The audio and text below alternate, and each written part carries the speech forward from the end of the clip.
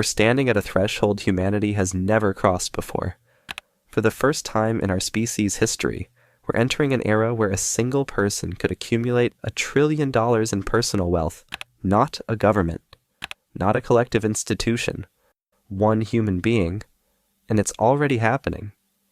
Tesla shareholders recently voted to approve a compensation package that could make Elon Musk the world's first trillionaire. To put that in perspective, $1 trillion isn't just extreme wealth, it's more economic power than most nations control. The kind of influence that historically belonged only to empires. But here's what most people miss. This video isn't about Musk, or whether he'll succeed or whether he deserves it. It's about something far more fundamental, the philosophy of power itself. Because we're witnessing humanity collectively decide to create a path for one person to accumulate civilization-level power. And when we look at history, philosophy, and human psychology together, we need to ask, should any human being ever hold $1 trillion?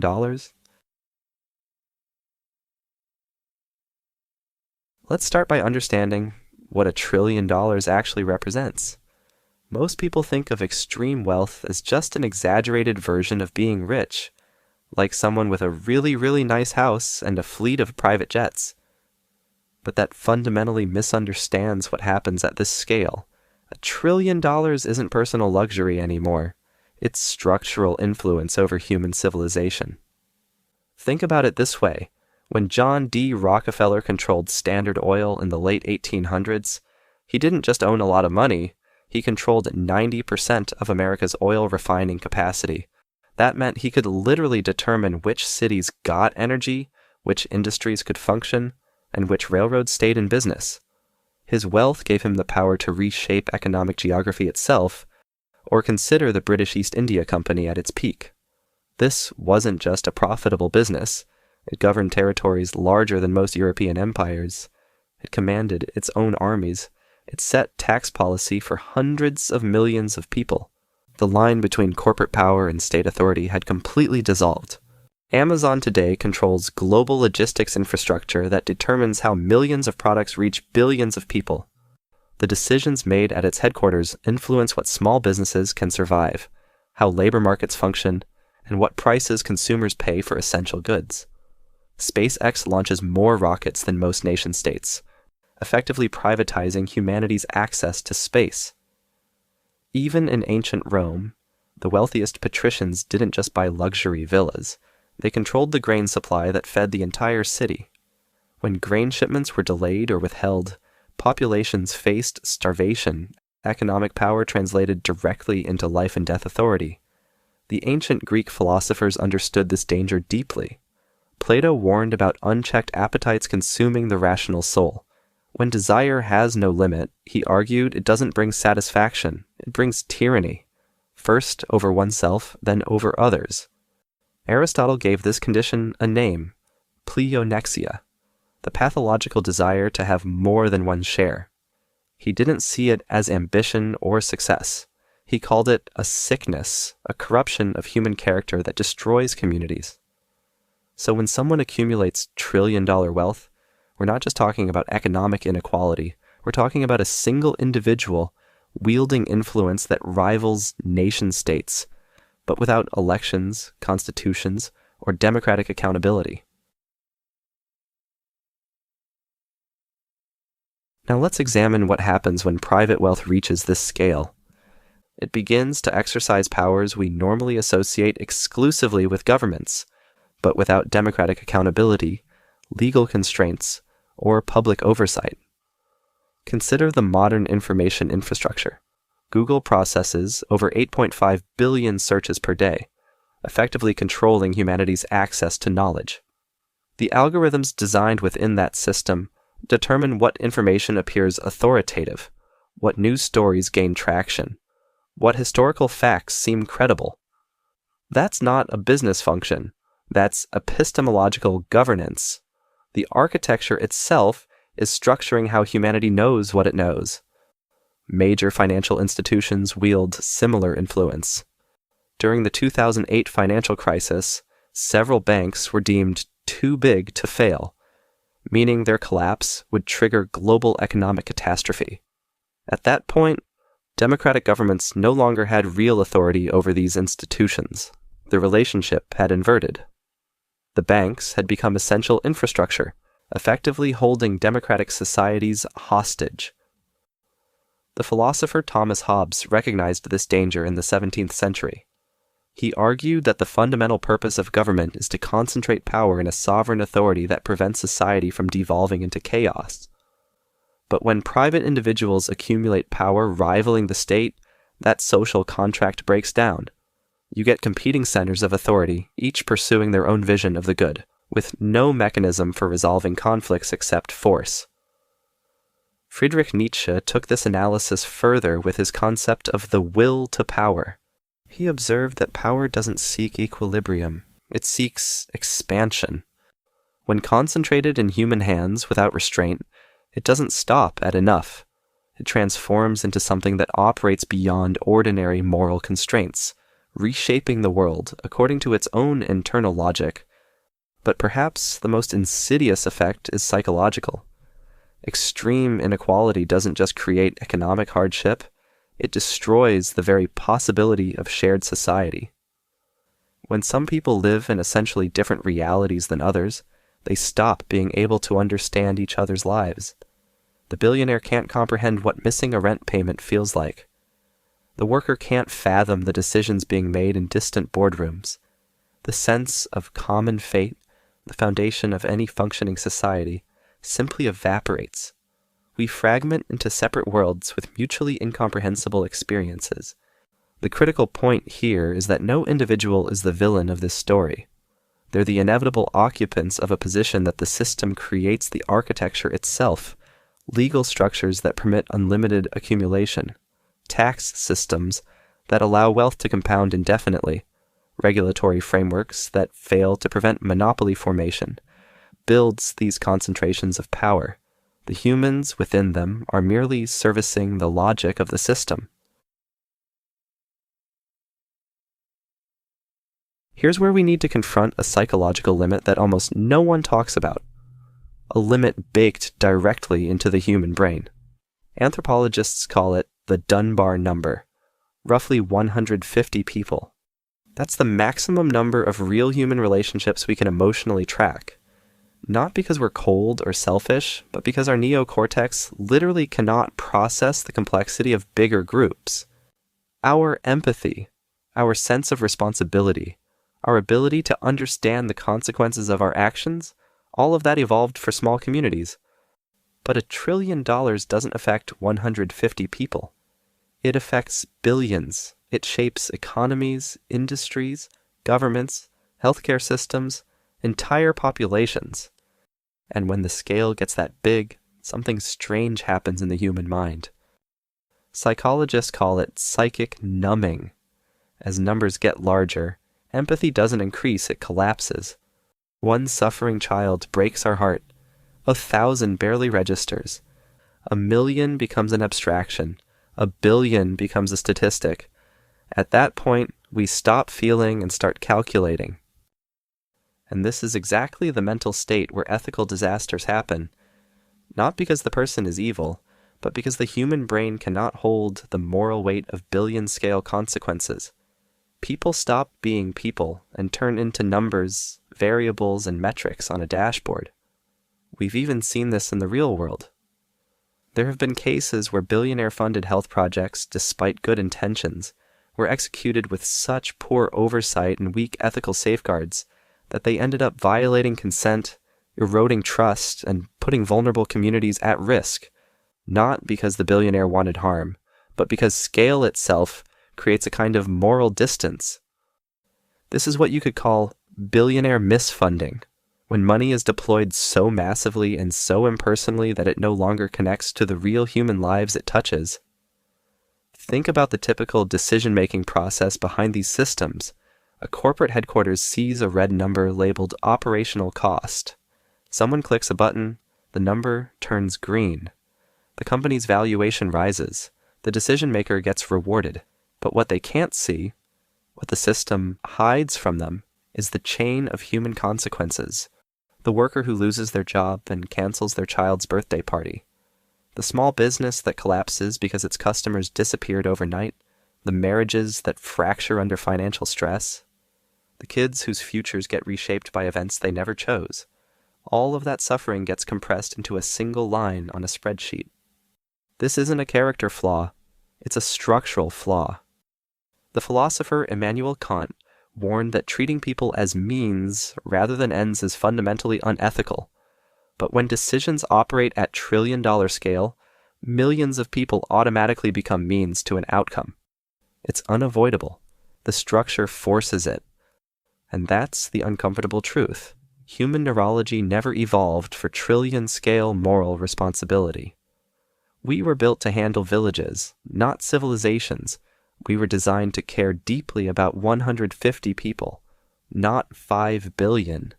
So when you give one person enough wealth to influence the entire planet, you're asking their brain to do something it is biologically incapable of doing, no malice required. Just the raw limits of human cognition. When we examine civilizational collapses throughout history, a consistent pattern emerges. Societies break down when private power overwhelms public institutions. Take the Roman Empire. Most people think Rome fell because of barbarian invasions, but that's a symptom, not a cause. By the late Empire, the wealthiest Romans controlled vast agricultural estates worked by slaves. They paid almost no taxes. They maintained private armies. They controlled regional food supplies. Meanwhile, the Roman state became progressively weaker, unable to maintain roads, unable to pay legions, unable to provide basic security. When the barbarians arrived, they didn't conquer a mighty empire. They walked into a power vacuum created by centuries of wealth concentration. The empire had already hollowed itself out from within. This pattern repeats across civilizations. America's Gilded Age in the late 1800s offers a more recent example. The monopoly structures, Standard Oil, Carnegie Steel, J.P. Morgan's financial empire, controlled more wealth than the federal government. They owned senators, wrote legislation, and deployed private security forces against striking workers. Democratic institutions became facades. Real governance happened in private negotiations between industrial powers.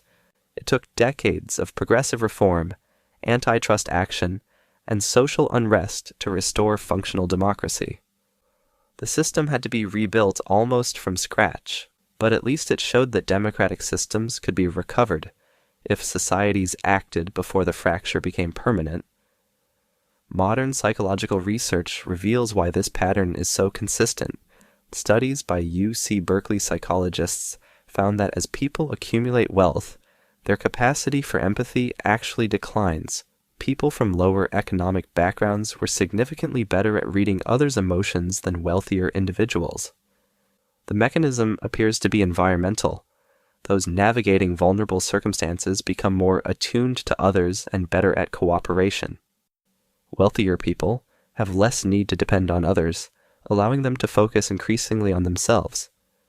Over time, compassion decreases while entitlement and self-interest rise. This isn't a moral failing, it's a documented psychological effect of the position itself. When elites become neurologically less capable of understanding different lived realities, the empathy gap that enables systemic neglect becomes structurally inevitable. Even Karl Marx, setting aside his broader ideology, identified something crucial. Extreme wealth concentration creates objective conflicts of interest that eventually become impossible to reconcile peacefully. When one group controls resources essential for everyone else's survival, but has interests fundamentally misaligned with the majority, social fracture becomes structurally inevitable. The lesson isn't that wealthy people are villains or that markets are inherently destructive. The lesson is that every civilization that allowed private power to grow comparable to public authority eventually experienced systemic breakdown. It's not a political opinion. It's a historical pattern documented across millennia and continents. What makes us believe our civilization is exempt from this pattern? The standard defense of extreme wealth is economic. Concentrated capital drives innovation, creates jobs, and generates prosperity that benefits everyone through market mechanisms. But this defense operates at the wrong level of analysis. At trillion-dollar scale, we've moved beyond questions of economic efficiency. We're now in the domain of political philosophy. Who gets to make civilizational decisions that affect billions of people who have no voice in the process? Consider internet infrastructure. A handful of corporate entities now control the digital backbone of human communication. The systems they build determine what speech is permissible, what information is accessible, what communities can form. These aren't business decisions. They're constitutional questions about fundamental rights. Yet they're made by structures accountable only to shareholders, optimizing for metrics that have nothing to do with democratic values or human flourishing.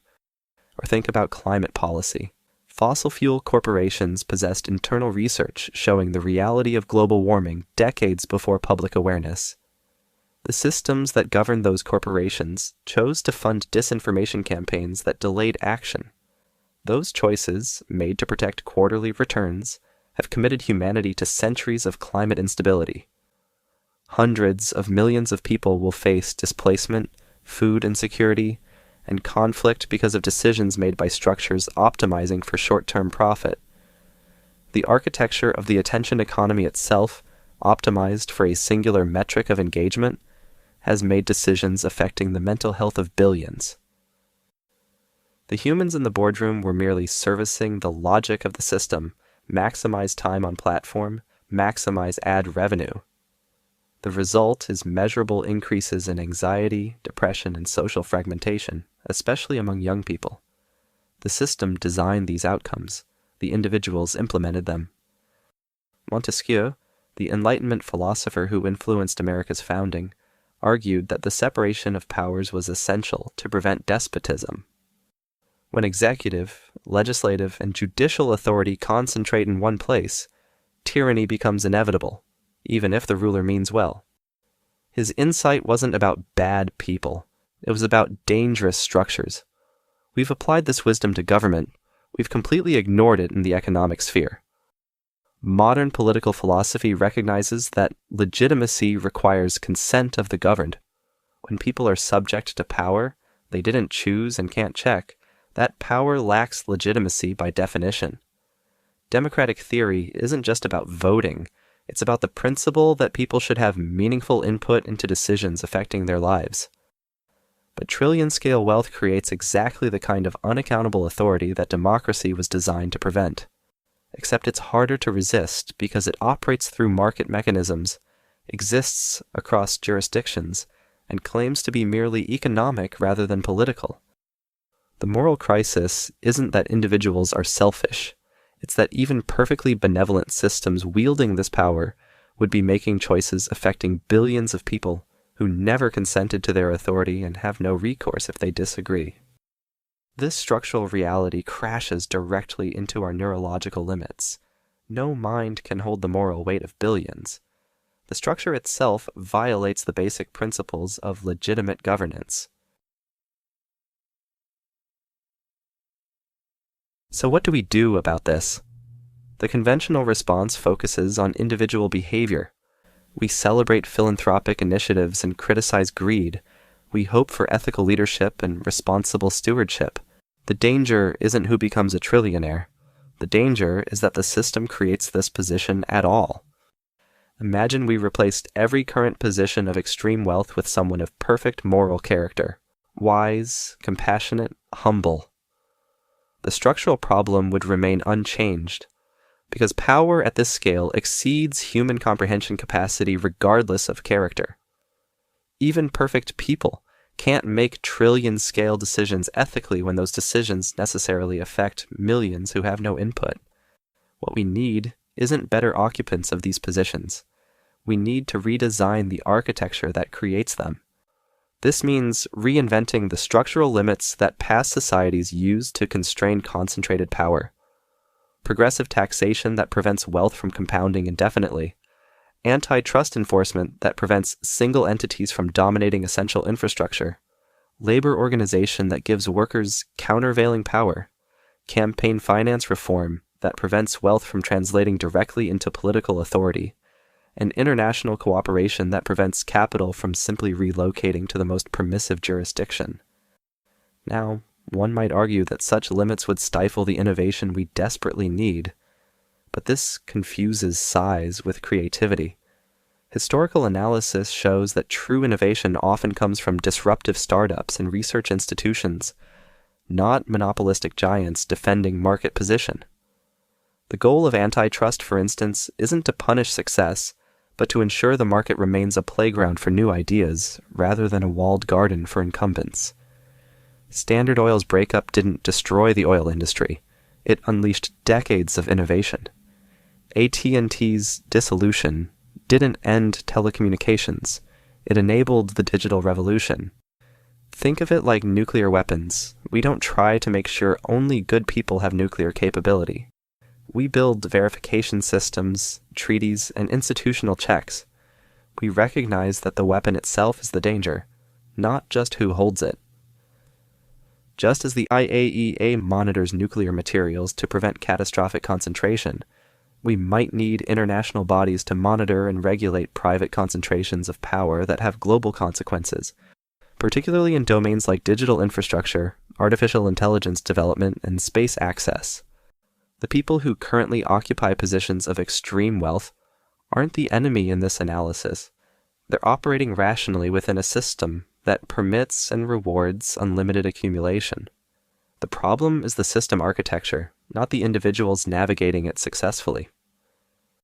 What we're really debating is the political architecture of the future.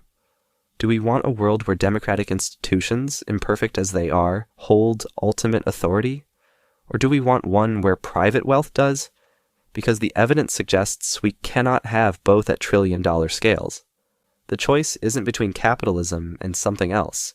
It's between democratic capitalism with meaningful constraints on power concentration and oligarchic capitalism where wealth becomes self-perpetuating political authority. We've made this choice before. During the Progressive Era and New Deal, we're being asked to make it again under new technological conditions. $1 trillion isn't a personal achievement. It's a philosophical problem embedded in our institutional architecture. Throughout human history, whenever power has concentrated in single positions, whether monarchs, emperors, oligarchs, or corporate structures, the pattern has been consistent. Societies break. Not because the power holders were uniquely evil, but because unchecked authority inevitably loses touch with the needs and reality of those it affects. We're now approaching this threshold again, but with technology that makes concentrated power more influential than ever before. The decisions made by trillion-scale structures will shape human civilization for centuries: our information environment, our climate, our technological trajectory, our economic foundations. So here's the question we need to ask ourselves, not as a rhetorical exercise, but as a genuine civilizational choice. Should any system of power, no matter how innovative, how efficient, how well-intentioned, concentrate this much influence over the future of our species in a form that operates beyond democratic accountability? Because once someone crosses that $1 trillion threshold, we're not just accepting economic inequality. We're accepting a new form of concentrated authority, dressed in corporate structure but functionally similar to the unaccountable power that humanity spent centuries learning to constrain. History keeps teaching us the same lesson. The architecture matters more than the individuals. Power at this scale corrupts not through moral failing, but through structural impossibility. The question is whether we're willing to redesign the architecture before it's too late.